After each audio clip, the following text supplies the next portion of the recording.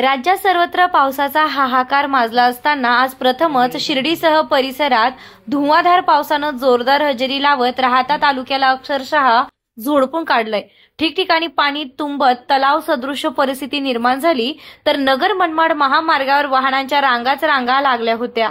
जोरदार पावसानं वाहनांना पुढील काही दिसत नसल्यानं तसेच पावसात खड्ड्यांचा अंदाज न आल्याने एका मागोमाग एक अशा 5 वाहनांचा अपघात झाल्यानं वाहतुकीचा काही काळ खोळंबा झाला होता। या अपघातात सुदैवानं कोणीही जखमी झालं नसलं तरी मात्र वाहनांचं मोठ्या प्रमाणात नुकसान झाल्याचं दिसून आलं।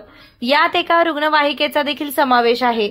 राहाता कृषी उत्पन्न बाजार समितीच्या समोरील रस्त्यावर तुडुंब पाणी साचल्यानं वाहनांना ये-जा करताना मोठी कसरत करावी लागली, तर वाऱ्याचा प्रचंड वेग असल्यानं अनेक ठिकाणी झाडे उन्मळून पडल्याने रस्ताच बंद झाल्याचं अनेक ठिकाणी दृश्य होते।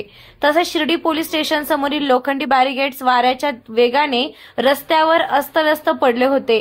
अचानक सुरू झालेल्या पावसाने साई भक्त आणि नागरिकांची चांगलीच त्रेधा उडाल्याचं चित्र पाहायला मिळालंय।